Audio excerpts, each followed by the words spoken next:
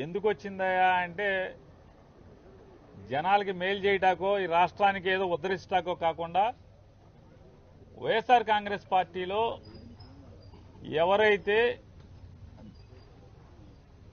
గట్టిగా పనిచేశారో తెలుగుదేశం పార్టీకి వ్యతిరేకంగా లేదా చంద్రబాబు నాయుడు గారు జగన్మోహన్ రెడ్డి గారిని దూషిస్తే లేదా దుర్మార్గంగా మాట్లాడితే దానికి ఎవరెవరైతే కౌంటర్లు చేశారో ఆ కౌంటర్లు చేసిన అందరినీ కూడా కక్ష సాధించుకుంటాకి తప్పితే గడిచిన 60 రోజుల్లో చంద్రబాబు నాయుడు అధికారానికి వచ్చినటువంటి 60 రోజుల్లో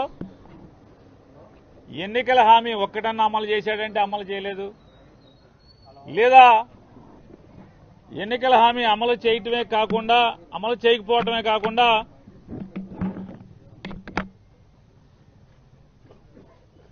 ఓ మంచి కార్యక్రమం అన్నా చేశారా అంటే ఈ రాష్ట్రాన్ని ఉద్ధరించేదానికి ఒక్కటి చేయకపోగా అన్ని ఎఫ్ఐఆర్లు కడతాం, తప్పుడు కేసులు కడతాం, దొంగ కేసులు కడతాం. ఏదో రకంగా వైఎస్ఆర్ కాంగ్రెస్ పార్టీలో జెండా మోసే చిన్న కార్యకర్త దగ్గర నుంచి మాజీ మంత్రుల వరకు అందరినీ కూడా భయభ్రాంతులను చేసి ఎవరు కూడా పార్టీ పరంగా బయటికి రాకూడదు, తద్వారా రాజకీయ లబ్ధి పొంది దీర్ఘకాలం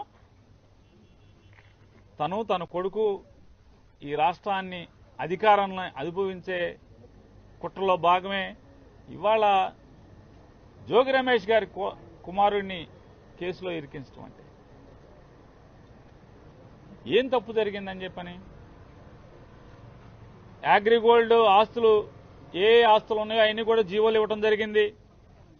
ఆ జీవోల్లో ఇచ్చినటువంటి ఆస్తి నువ్వు ప్రభుత్వంలో ఉన్నావు, ఆస్తులు ఎక్కడైతే సర్వే నెంబర్లు ఉన్నాయో ఆ సర్వే నెంబర్ ఉన్నటువంటి ఫీల్డ్ సర్వే ఎక్కడ చేసుకుంటే ఆ నంబర్ పొలానికి కానీ జోగి రమేష్ గారి కొడుకు కొనుక్కున్న పొలానికి కానీ ఎక్కడ సరిహద్దులు ఏమైనా ఆనుకుని ఉన్నాయా, కనీసం పక్కపక్కన ఉన్నాయా, పోనీ కనీసం ఆస్తులు ఆనుకుని సరిహద్దుల్లో కూడా ఎక్కడ లేకుండా పోనీ జోగి రమేష్ గారు ఏమైనా తప్పు చేశాడా అంటే జోగి రమేష్ గారు 2022లో రామోజీరావు గారి పేపర్లోనే అచ్చేయించారు. అయ్యా ఈ సర్వే నెంబర్ పలానా ఆయన అమ్ముతా అంటున్నాడు, మేము కొనుక్కుందాం అనుకుంటున్నాం, ఇందులో ఎవరికైనా అభ్యంతరాలు ఉన్నాయా అని చెప్పని పేపర్ అడ్వర్టైజ్మెంట్ ఇచ్చారు. 2022లో ఎవరు అభ్యంతరం తెలపలేదు, కనీసం సిఐడి డిపార్ట్మెంట్ అభ్యంతరం తెలపలేదు, లేదా ఎవరు కూడా అభ్యంతరం తెలపలేదు. కానీ అమ్మేప్పుడు 2023లో కూడా అమ్మేప్పుడు ఎవరైతే జోగి రమేష్ గారి దగ్గర నుంచి వాళ్ళ కుమారుడి దగ్గర నుంచి కొనుక్కున్నారో వాళ్ళు కూడా ఇదే రామోజీరావు గారి పేపర్లో వచ్చేశారు. అయ్యా ఈ పొలం మేము కొనుక్కోదలుచుకుంటున్నాం, ఎవరికైనా అభ్యంతరాలు ఉన్నాయని ఏ డిపార్ట్మెంట్ కానీ ఎవరు కూడా అభ్యంతరాలు తెలపలేదు. అగ్రిగోల్డ్ ఆస్తులు ఏదైతే ప్రభుత్వం జీవో కూడా అక్కడ లేకపోగా వీళ్ళు అన్ని చట్టరీత్యా చట్టానికి లోబడి పేపర్ ప్రకటన ఇచ్చి ఈనాడులోనే రామోజీరావు గారి పేపర్లోనే పేపర్ ప్రకటన ఇచ్చి అభ్యంతరాలని కాల్ఫర్ చేసి లీగల్గా అన్ని జాగ్రత్తలు తీసుకుని ఆస్తి కొనుక్కున్నారు. సంవత్సరం తర్వాత సంవత్సరంన్నరకు ఆస్తి అమ్మటం జరిగింది. ఇవాళ అంటే 2వ తారీఖున ఈనాడు పేపర్లో వార్తలు రాయిస్తారు, ఆగస్టు 2వ తారీఖున సిఐడిలో ఎఫ్ఐఆర్ కడతారు 11 మంది మీద ఎంతమంది మీద. ఆ ఎఫ్ఐఆర్ కాపీని ఏసీబీ ఆఫీస్కి అదే రోజు కాగితం తీసుకొచ్చి ఇస్తారు. వీళ్ళు ఆ ఎఫ్ఐఆర్ నుంచి చదువుకుని వీళ్ళు ఒక ఎఫ్ఐఆర్ కడతారు 2వ తారీఖున. కట్టి వాళ్ళ తెల్లవారుజామున 4:30కి జోగి రమేష్ గారి ఇంటికి వెళ్లి వాళ్ళని అక్రమంగా అరెస్ట్ చేస్తారు. కేసు అక్రమంగా కడతారు, అరెస్టులు అక్రమంగా చేస్తారు. కొన్ని నువ్వేమైనా విచారణ చేసావా, స్టేట్మెంట్ తీసుకున్నావా వీళ్ళ దగ్గర? ఇంత పద్ధతిగా అంటే లీగాలిటీ ఎక్కడా మిస్ అవ్వకుండా, లీగల్ ప్రొసీజర్ ఎక్కడా మిస్ అవ్వకుండా చట్టరీత్యా లేదా మనీ ట్రాన్స్ఫర్ చేసి కొన్ని ఏమన్నా డబ్బులు అకౌంట్ ట్రాన్స్ఫర్ చేయకుండా కొన్నారా? డబ్బులు ఇచ్చేప్పుడు కానీ లేదా పేపర్ అడ్వర్టైజ్మెంట్ ఇవ్వకుండా కొన్నారా? పోనీ ఆనుకుని పోనీ ఏమన్నా నంబర్లు మార్చేశారంటకి చంద్రబాబు నాయుడు ప్రభుత్వం ఇచ్చినటువంటి అగ్రిగోల్డ్ ఆస్తులకి ఏమన్నా సరిహద్దులు చేస్తుందా?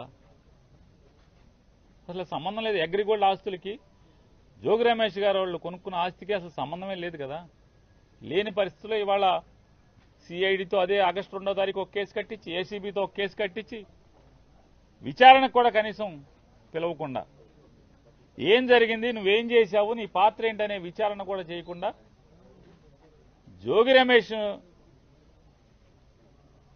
గట్టిగా మాట్లాడాడు, గట్టిగా తిరగబడ్డాడు. జోగి రమేష్ని రాజకీయంగా ఎదుర్కొనలేక, రాజకీయంగా నన్ను తిట్టాడు కాబట్టి, నన్ను ఎదిరించాడు కాబట్టి, జగన్మోహన్ రెడ్డి గారిని తిడితే నా మీద తిరుగుబాటుగా మళ్లీ నా మీద మాట్లాడాడు, విమర్శించాడనేటువంటి కక్ష కడుపులో పెట్టుకుని రమేష్ని ఏమీ చేయలేక మానసికంగా వేధించడం కోసం జోగి రమేష్ గారి కొడుకు మీద ఈ రకమైనటువంటి వాళ్ళ బాబాయ్ మీద అక్రమ కేసులు పెట్టి, చంద్రబాబు నాయుడు గారికి ఒకటే చెప్తున్నాం, నీ ఇష్టం రాష్ట్రంలో ఉన్నటువంటి 175 నియోజకవర్గాల్లో ఉన్నటువంటి వైఎస్ఆర్ పార్టీ సంబంధించినటువంటి అందరినీ కూడా లోపలేసుకో, నీ మీద పోరాటం చేసేది ఖాయం. మేమంతా జైలుకి వెళ్ళటానికి సిద్ధంగానే ఉన్నాం. నీ తప్పుడు కేసుల్లో, అక్రమ అరెస్టుల్లో ప్రతి ఒక్కళ్ళం కూడా వైఎస్ఆర్ కాంగ్రెస్ పార్టీ జెండా మోసే ప్రతి చిన్న కార్యకర్త దగ్గర నుంచి కూడా జగన్మోహన్ రెడ్డి గారి దాకా అంతా సిద్ధంగా ఉన్నాం. నీ చేతనైంది నువ్వు చేసుకో.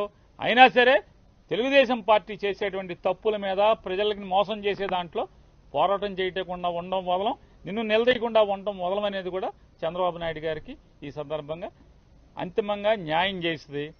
జగన్మోహన్ రెడ్డి గారిని దగ్గర నుంచి వాళ్ళ జోగి రమేష్ గారి కుటుంబాన్ని నువ్వు ఎవరిని వేధించదలుచుకున్నా మేము న్యాయ పోరాటం చేస్తాం, ధర్మ పోరాటం చేస్తాం. ఖచ్చితంగా నీ మీద తిరుగుబాటు చేసి రాజకీయ పోరాటం కూడా చేసి అన్నింటిని కూడా ఎదుర్కొని ఖచ్చితంగా 2029కి మీ ప్రభుత్వాన్ని పడదయటానికి కావాల్సినటువంటి ప్రతి పోరాటాన్ని చేస్తాం.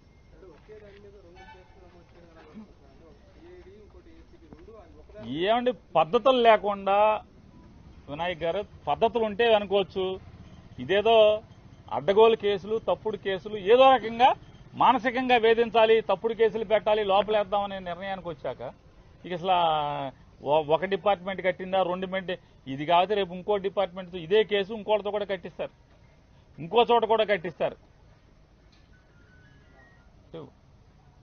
ఇక తప్పు అని చెప్పేవాడు లేడు. పేపర్లు టీవీలు, వాళ్ళ పేపర్లు టీవీలు బాజా కొడతా ఉంటాయి, వీళ్ళకి వంత పాడుతూ ఉంటాయి. ఇది కరెక్ట్ కేసు అంటారు. మామూలుగా ఇంతమందిని పొలం అమ్మిన వాళ్ళు ముద్దాయిగా లేరు. జోగి రమేష్కి పొలం అమ్మింది ఎవరు? పొలం అమ్మిన వాళ్ళు ముద్దాయిలుగా ఉన్నారా? వాళ్ళు ఎందుకు లేరు, ముద్దాయిలుగా రారు అంటే అయితే సాక్ష్యంగా తీసుకురావాలి, లేదా చంద్రబాబు నాయుడు గారు చుట్టాలన్న అవ్వాలి, రెండింటిలో ఏదో ఒకటి అవ్వాలి. వాళ్ళని బెదిరించి సాక్ష్యంగా అన్నా పెట్టాలి. వీళ్ళని అమ్మినోళ్ళు దీంట్లో లేరు, కొనుక్కున్నోళ్ళు లేరు. జోగి రమేష్ ఒక్కడే, జోగి రమేష్ గారి కుటుంబం ఒక్కళ్ళే ముద్దాయిలుగా ఉంటారు, ఆఫీసులో ఉంటారు. అంతిమంగా అరెస్టులు చేసి అక్రమంగా తప్పుడు కేసులు కట్టి మీ మానసిక ఆనందం పొందుతారేమో కానీ అల్టిమేట్గా కోర్టులు ఉన్నాయి. ఖచ్చితంగా కోర్టులో ఫైట్ చేయటం, న్యాయంగా మేము న్యాయాన్ని ఆశ్రయించి, న్యాయస్థానాలను ఆశ్రయించి గెలవటం ఖాయం.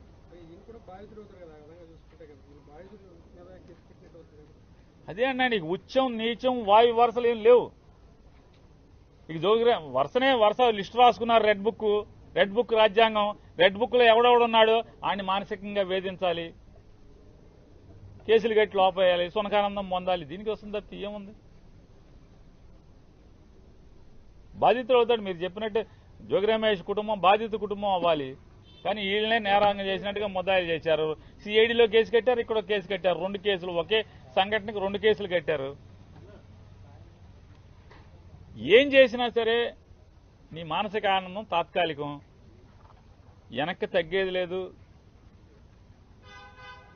తెలుగుదేశం పార్టీ మీద, కూటమి ప్రభుత్వం మీద, జనాలను చేసే మోసాల మీద, వాళ్ళ కూటమి ప్రభుత్వం ప్రజల్ని వంచే దాంట్లో కానీ, ప్రజా వ్యతిరేక పరిపాలన చేసే దాంట్లో నిలదీయటం, పోరాటం చేయటం జోగి రమేష్ ఆగడు, జోగి రమేష్ గారు కొడుకు ఆగడు, ఎవరు ఆగరు.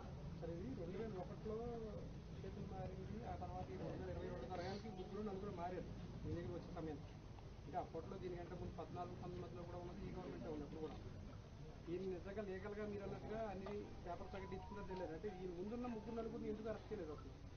సార్ ఇయే కాదండి, అగ్రిగోల్డ్ ఆస్తులు బోల్డన్నీ ఉన్నాయి. చంద్రబాబు నాయుడు గారు మనుషులే కొనుక్కున్నారు అగ్రిగోల్డ్ ఆస్తులు. చంద్రబాబు నాయుడుతో రోజు పక్కన ఉండేవాళ్ళే కొనుక్కున్నారు. ఎవరిని అరెస్టులు చేయరు. ఇది అగ్రిగోల్డ్ ఆస్తి కాదు, అగ్రిగోల్డ్ జీవోలో ఇచ్చిన సర్వే నంబరు కాదు. పోనీ గవర్నమెంట్ నిజంగానే ఆ నంబర్ తీసుకుని సర్వే చేస్తే ఈ భూమి అయితే పోనీ జగన్మోహన్ మన జోగి రమేష్ గారు వాళ్ళ కుటుంబాన్ని ఏదో వేధించవచ్చు. అది కాదు కదా. ఆ సర్వే నంబర్ తీసుకొచ్చి ఫీల్డ్ సర్వే చేసినా కూడా ఆ భూమి ఇది కాదు. ఆ భూమి ఎక్కడ ఉంది, ఈ భూమి ఎక్కడ ఉంది. నిజంగానే జోగి రమేష్ గారి కుటుంబం తప్పు చేస్తే ఎవరైనా ఎందుకు వస్తారు? ఎవరైనా జోగి రమేష్ గారు మాత్రం బాధపడేదే ఉంటుంది.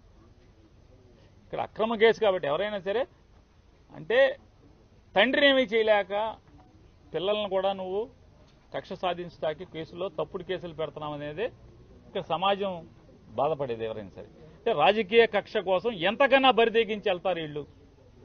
తండ్రిని ఏమీ చేయలేక కొడుకుని అన్యాయంగా అక్రమంగా ఇరికిస్తున్నారని చెప్పని ఇవాళ పొద్దున్న జోగి రమేష్ గారి భార్య మాట్లాడుతుంది.